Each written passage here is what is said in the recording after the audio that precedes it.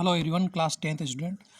आज के लेक्चर में अपन एक्सरसाइज 7.2 जो आपकी एनसीईआरटी मैथमेटिक्स है उसका क्वेश्चन नंबर 8 सॉल्व करने जा रहे हैं। तो क्वेश्चन नंबर 8 आपके सामने लिखा मैंने, गिवन है if A and B are -2, यानी ए और बी की वैल्यू दे रखी है अपने को। ए के कोऑर्डिनेट दे रखे हैं -2 और बी के कोऑर्डिनेट दे रखे हैं 2, फिर आगे बोला है find the coordinate of P. किसके कोऑर्डिनेट फाइंड करना अपने को? पी के। तो जैसे एक लाइन सीक्वेंस बनाया मैंने आपके सामने, ए से लेकर बी।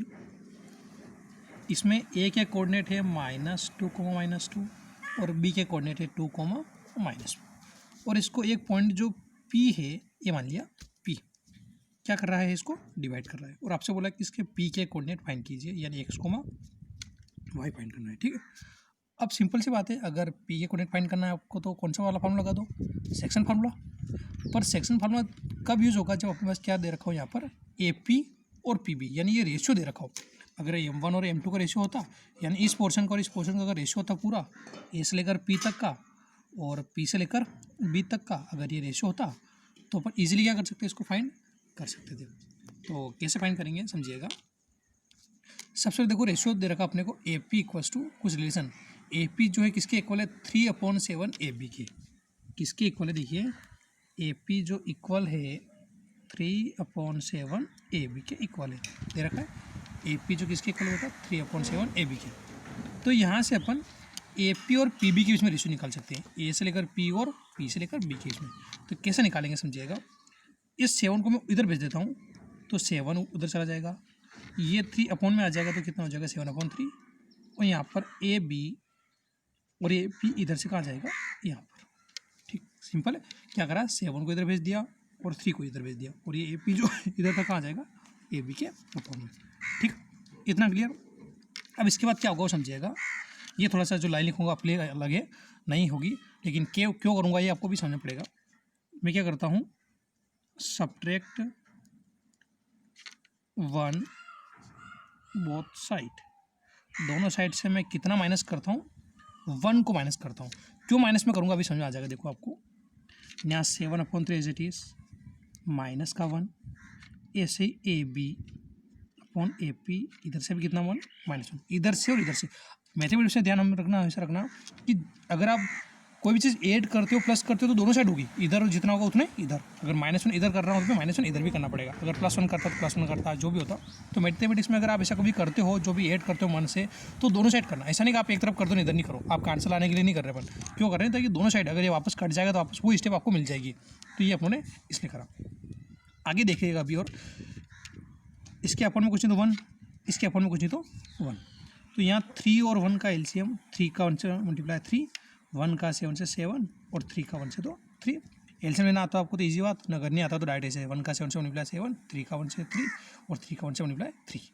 ऐसे यहाँ पर भी 1 का मल्टीप्लाई ए बी से तो ए बी, ए पी से 1 का मल्टीप्लाई तो ए पी, और ए पी का 1 से मल्टीप्लाई होगा तो ए पी हो जाएगा। ठीक, तो वापस 7 में से 3 जाएगा तो कितना आ जाएगा 4/3। यहाँ ए बी में से ए पी। अब समझिएगा, ए बी में से ए पी, अभी आपको 1 माइनस क्यों करा वो भी इस स्टेप के बाद समझना पड़ेगा क्यों माइनस करा। पहले समझिए, ए बी में से अगर ए पी, इस पूरे ए बी में से यहाँ तक में से, ए से लेकर बी तक में से, अगर ए पी, ये जो ए पी माइनस करें, अगर ए पी हटा दे, इस पूरे में से अगर मैं इतना से हटा दूँ तो क्या बच रहा आपके सामने देखो, ए से लेकर बी, ये बच रहा।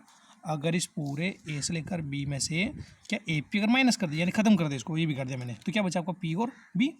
यानी ए पी में से अगर ए बी गया तो क्या आ जाएगा आपका, पी से लेकर बी आ जाएगा, और इसके अपन में क्या आ जाएगा, ए पी। तो देखो रेशियो निकल के आ गया अपने पास, P B ratio A P कितना 4:3। पर रेशियो अपने क्या चाहिए, A B ratio P B चाहिए था, A P ratio P B, यानी इस रेशियो के बाद ये आना चाहिए, तो A P ratio P B आना चाहिए। तो ये ए पी अपॉन में आ रहा है तो उसको सीधा कर देंगे, तो ए पी चला जाएगा ऊपर और पी बी आ जाएगा, पी बी कहाँ आ जाएगा अपॉन में, और ये भी उल्टा हो जाएगा, तो ये उल्टा हो तो ये भी उल्टा, तो 3/4। तो अब आपको समझ में आ रहा होगा 1 माइनस क्यों करा, क्योंकि 1 माइनस करने से क्या होगा, ए बी में से ए बी माइनस हो जाएगा और फिर अपने को ये रेशियो मिल जाएगा। तो अब आपको आंसर आपको पता लग गया होगा माइनस क्यों करा उन्होंने। तो माइनस करने से क्या हुआ कि इस पूरे ए बी में से ये इतना से चला गया, तो ये बच गया। और कब हो पॉसिबल होता है, जब -1 करते हैं अपन। ठीक है, तो ये आपको इसका आंसर मिल गया होगा। तो अब देखिए ए पी और पी बी, ए पी और पी बी का रेशियो निकल के आ गया, कितना रेशियो निकल के आ गया, 3:4। 4, ये निकल के आ गया, यानी m1:m2 निकल के आ गया अपने पास कितना 3:4। ओके, तो अब यूज़ कर सकते हैं, तो लिख देते हैं देन रेशियो m1:m2 इक्वल, और वो क्या मिल गया 3:4 आपका। अब इसके बाद कौन सा वाला फार्मूला, तो लिखते हैं यूजिंग सेक्शन फार्मूला आपका, तो यूजिंग सेक्शन फार्मूला, और सेक्शन फार्मूला पता अपने को x equal m1x2 plus m2x1 upon m1 plus m2। ऐसे ही एक और कौन सा वाला formula, y equal m1y2 plus m2y1 और m1 प्लस m2। अब वैल्यू पुट कर देते हैं अपन इसमें,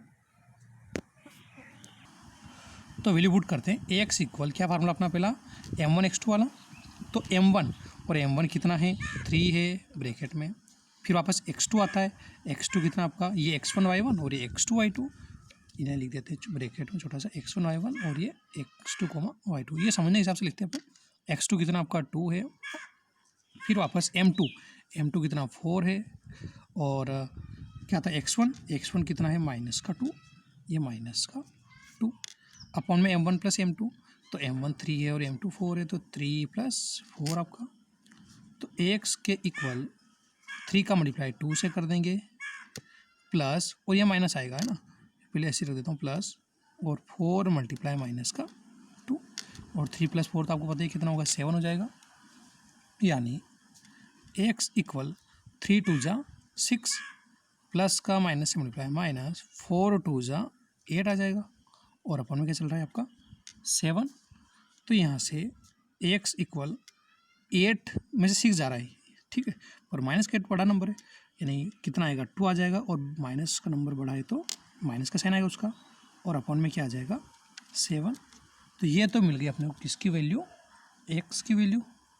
ऐसे ही किसकी वैल्यू, y की वैल्यू फाइंड करनी है, तो वापस y इक्वल वापस m1, तो m1 की वैल्यू कितना है, m1 की वैल्यू है 3, वापस y2 कितना -4 प्लस m2 कितना है 4 है, और y1 कितना -2 हो जाएगा, और अपॉन में m1 प्लस m2 यानी 3 + 4, तो वापस y इक्वल यहाँ पर मल्टीप्लाई करेंगे तो 3 × -4 और 4 × -2 और 3 + 4 7, तो y इक्वल 3 का मल्टीप्लाई 4 से 3 × 4 = 12, ऐसे प्लस माइनस 4 × 2 = 8 और अपॉन में 7, तो y की वैल्यू निकल के आ जाएगी -12 -8 कितना होगा -20 और अपॉन में 7।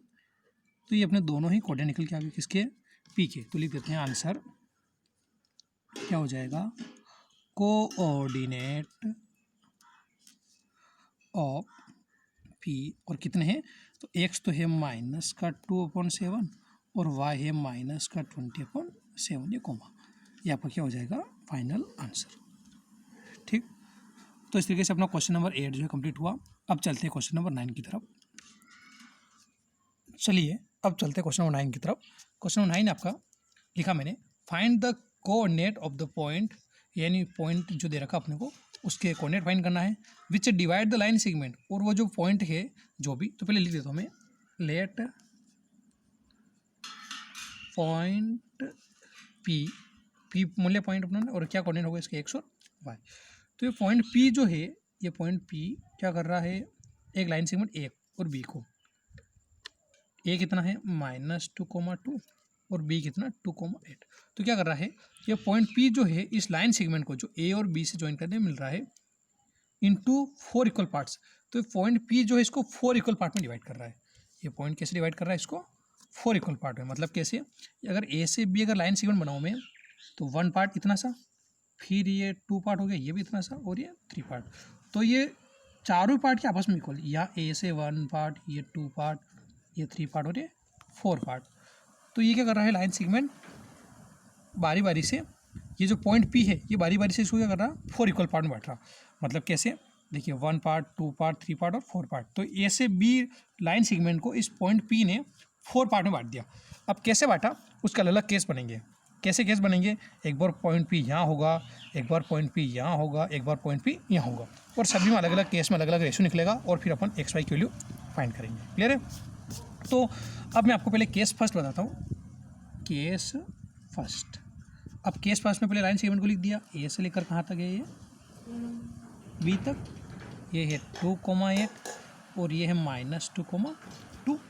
अब रेशियो पॉइंट कितने थे 4 पार्ट में, 1 2 3 4, 1 पार्ट 3 सेकंड पार्ट और थर्ड पार्ट।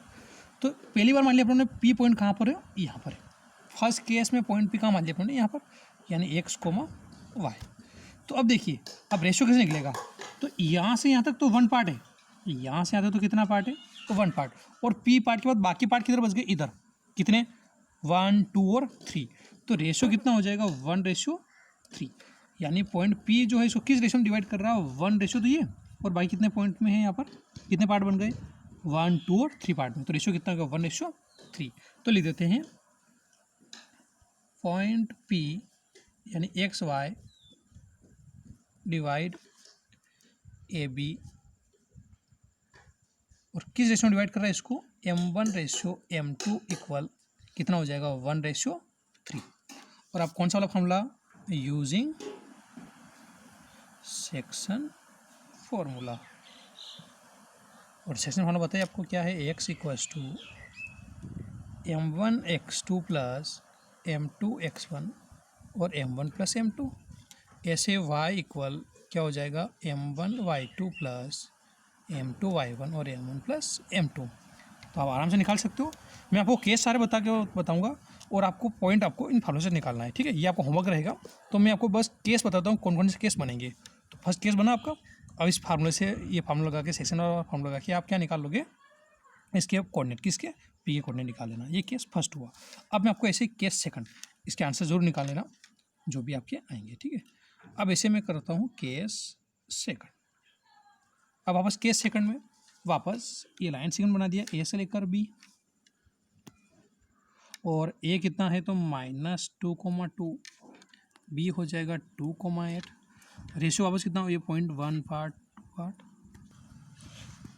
तो वापस रेशियो में तो पॉइंट कितने पार्ट बांट दिया वापस, 1 पार्ट 2 पार्ट 3 पार्ट और 4 पार्ट। अब पॉइंट पी लास्ट केस में यहाँ पर था, अब पॉइंट पी कहाँ आ जाएगा, यहाँ पर, कहाँ पर आ जाएगा, यहाँ पर। तो अब रेशियो जो आपका, तो पॉइंट पी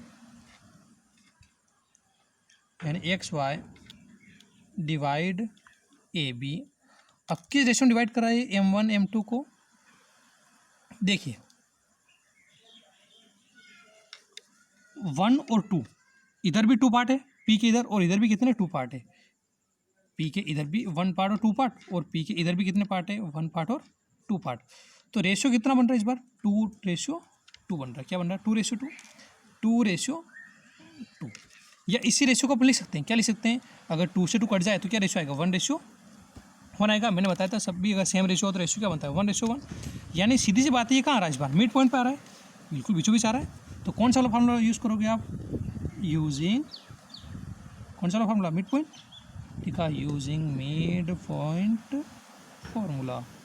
और मिड पॉइंट फार्मूला क्या है आपका, तो वो भी लिख देता हूँ, x इक्वल होगा x1 प्लस x2/2, और ये हो जाएगा y equal y1 plus y2/2, ये x1 y1 और ये आपका x2 y2। तो इस तरीके से केस सेकंड में भी आप अपना आंसर निकाल लेना, ठीक है। मैं आपको तरीका बता रहा हूँ ताकि आप इजीली कर पाओ, करने में तो मैं भी कर सकता हूँ, लेकिन अपन काफ़ी क्वेश्चन कर चुके हैं, वैल्यू निकालना बस पुट करना, तो थोड़ा सा आपको भी आना चाहिए। अब चलते हैं केस थर्ड पर। केस थर्ड, अब केस थर्ड क्या है आपका, वापस अब ये पॉइंट पी यहाँ पर है, अब पॉइंट पी यहाँ से कहाँ जाएगा, यहाँ पर, तो वापस लिख देते हैं point P and X Y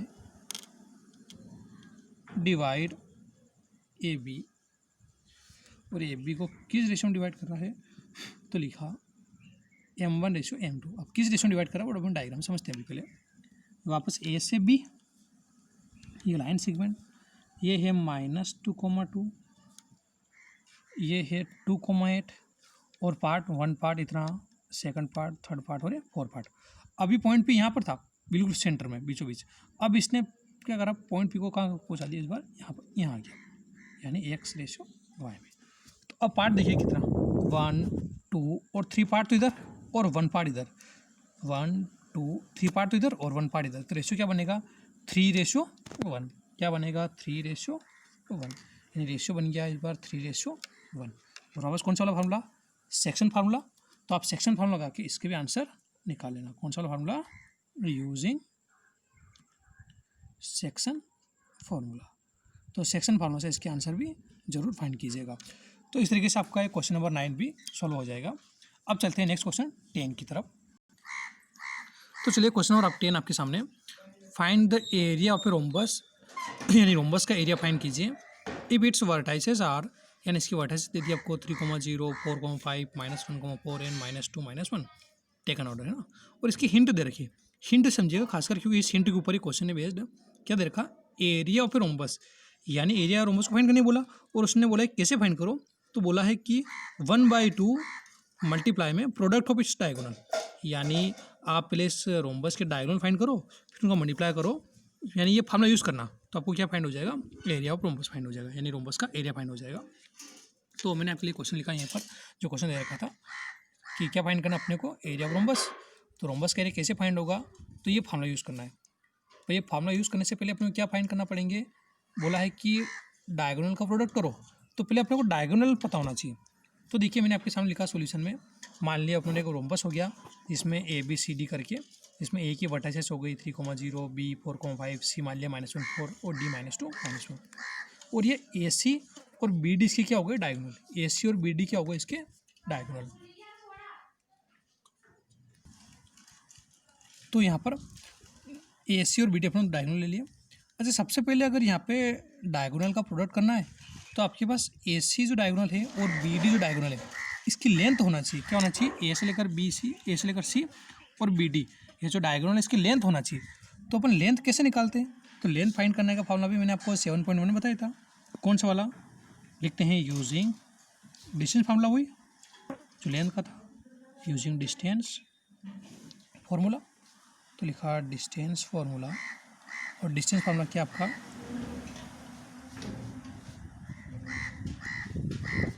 x2 minus x1 का होल स्क्वायर प्लस वापस हो जाएगा y2 माइनस y1 का होल स्क्वायर। तो ये डिस्टेंस फार्मूला अपन यूज़ करेंगे। अब देखिए, अगर AC की लेंथ निकालना है तो लिखते हैं डिस्टेंस ऑफ AC।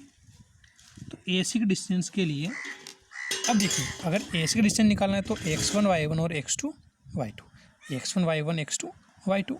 तो फार्मूले में क्या था अपना, पहले x2, यानी x2 है -1, x1 है 3 और होल स्क्वायर, फिर y2 है 4 और y1 है 0 और होल स्क्वायर।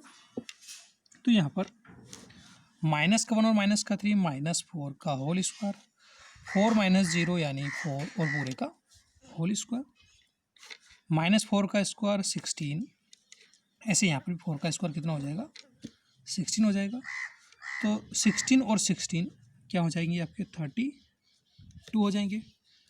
तो वापस अगर 32 को फैक्टर करोगे तो 2 × 2 × 2 × 2 × 2 हो जाएगा।